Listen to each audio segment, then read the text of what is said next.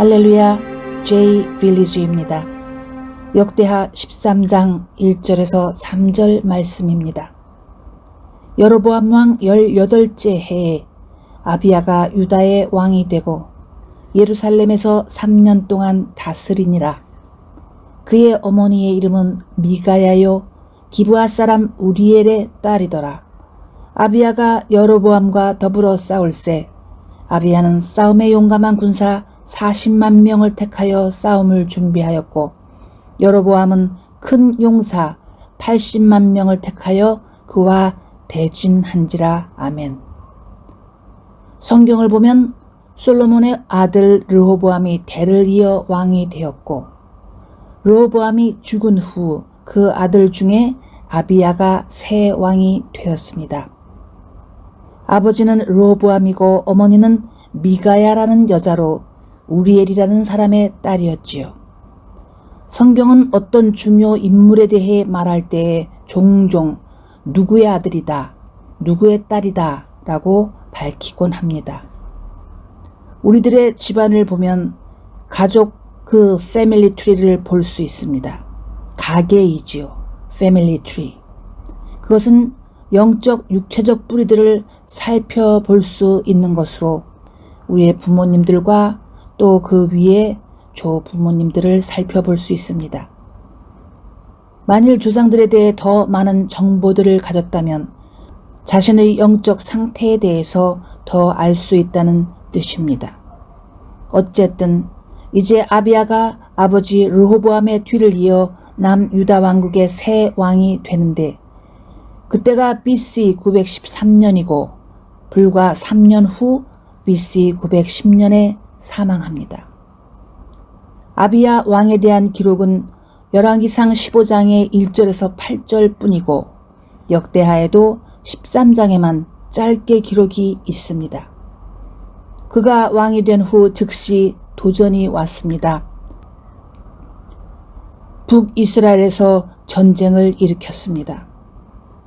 아비야가 군사를 소집해보니 자기 쪽 유다는 40만 용사를 준비할 수 있었는데 북쪽의 이스라엘은 그 2배인 80만 용사가 있었습니다. 그런데 전쟁이 시작되기 전에 아비야가 북이스라엘에게 말을 합니다.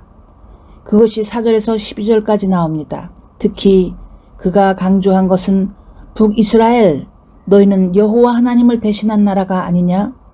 이제 너희가 우리 남쪽 유다와 싸우려 하는데 그것은 하나님과 싸우는 것이 될 것이니 싸우지 말자. 바로 이러한 내용입니다. 12절을 보면 하나님이 우리와 함께하사 우리의 머리가 되시고 그의 제사장들도 우리와 함께하여 전쟁의 나팔을 불어 너희를 공격하느니라. 이스라엘 자손들아 너희 조상들의 하나님 여호와와 싸우지 말라. 너희가 형통하지 못하리라.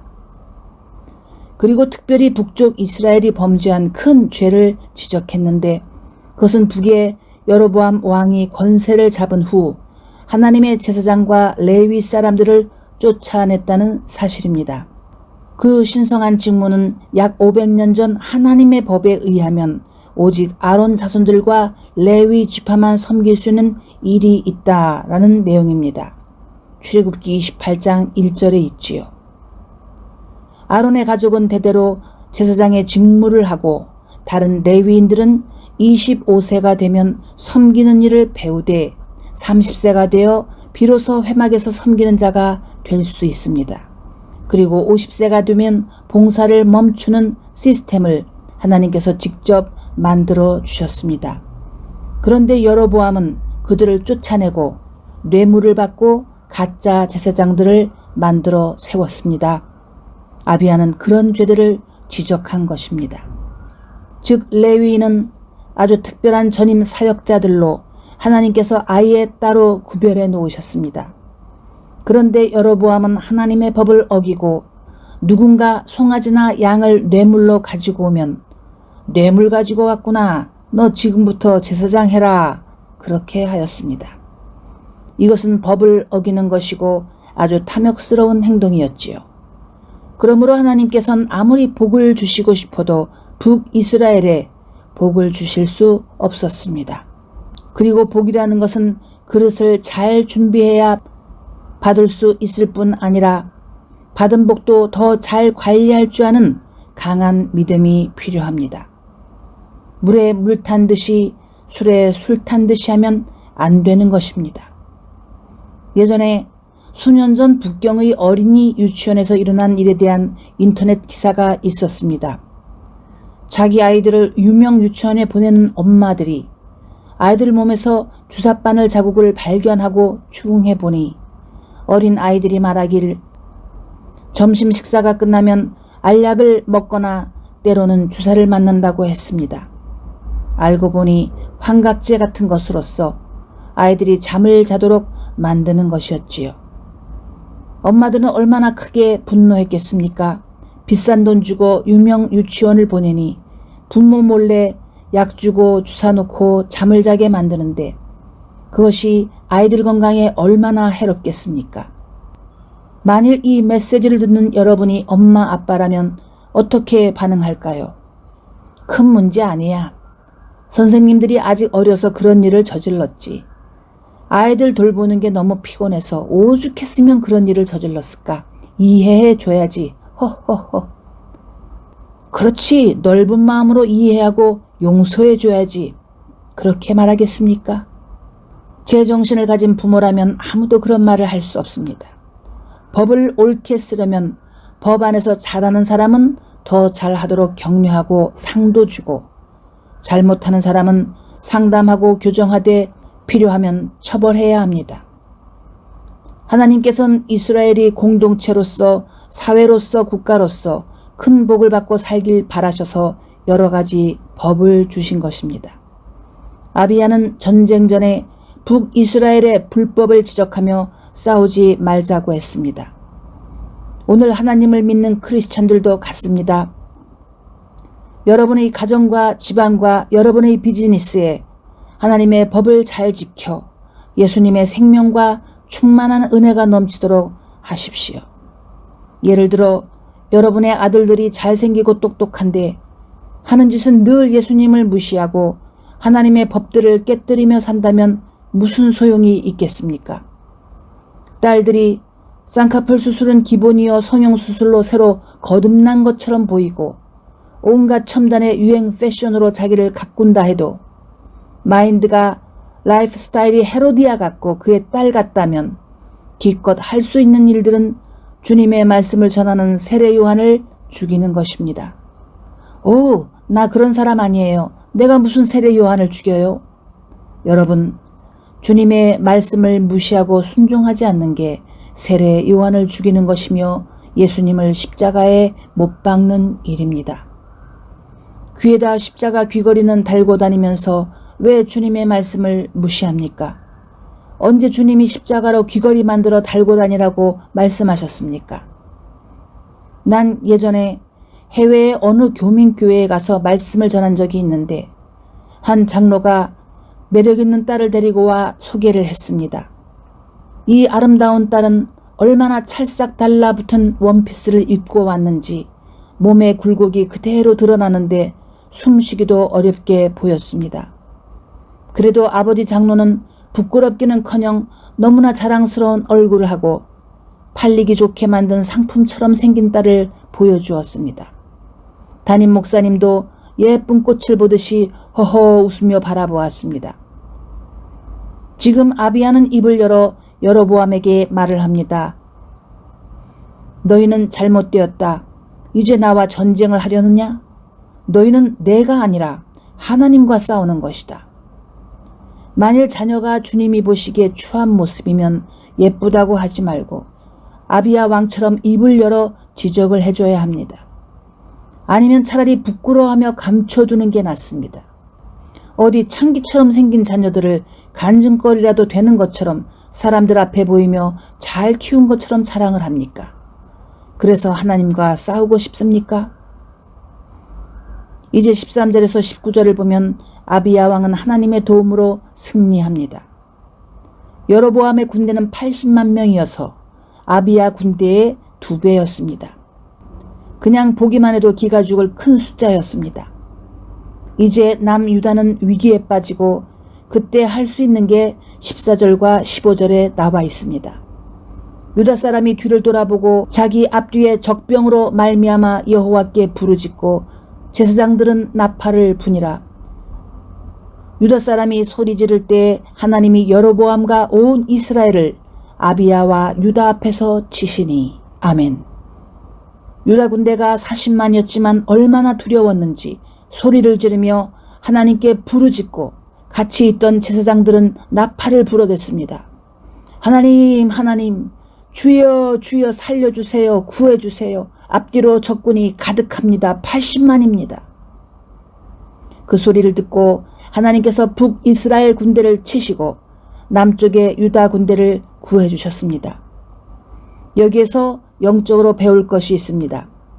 우리가 기도할 때 언제나는 아니지만 종종 소리내며 통성으로 기도하는 것이 참으로 좋습니다.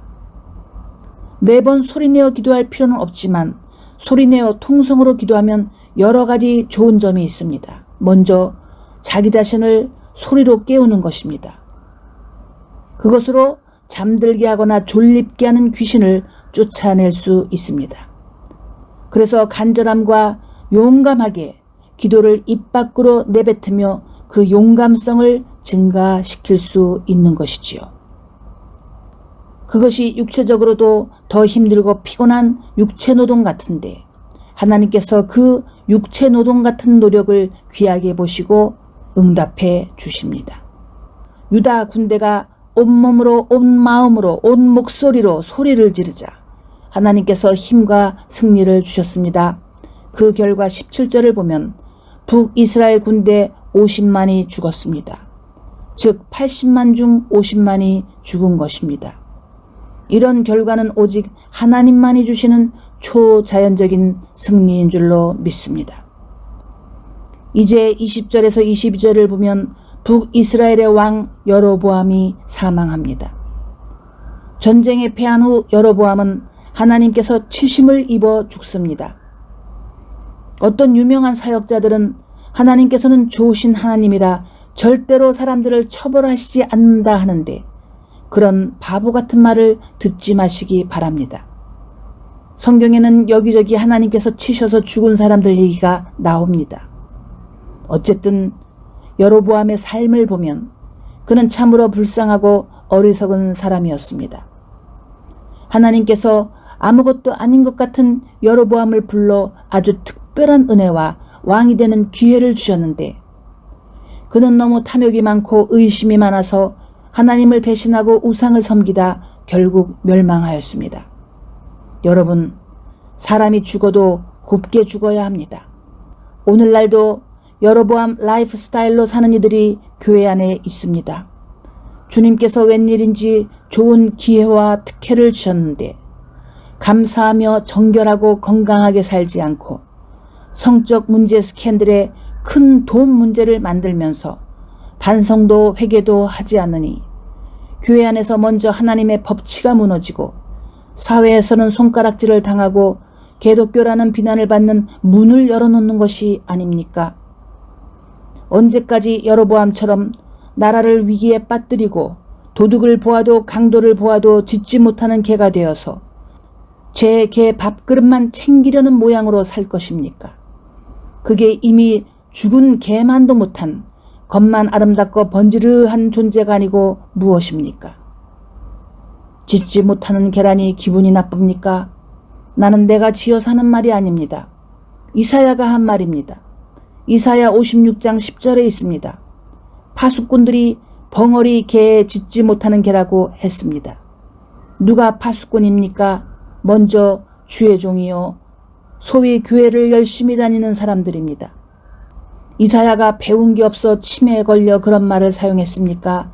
이사야가 왕족 출신입니다. 여러분 중에 왕족 출신 있습니까? 어떤 집을 보니 성이 이씨인데 아이 이름을 사야라고 해서 이사야라고 부릅니다.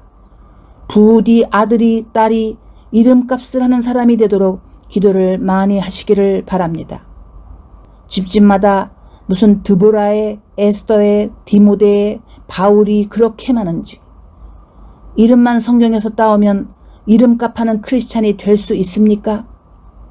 무슨 두보라가 걸핏하면 술을 그렇게 잘 마시고 무슨 한나가 세상 여자들과 하나도 다를 바가 없는지 몇 년이 가도 전도 한 사람 못하는 에스더, 무슨 바울이 말씀은커녕 말씀 파괴자로 사는지 차라리 성경 이름을 쓰지 말고 보통 이름을 쓰는 게 더 덕스러울 지경입니다.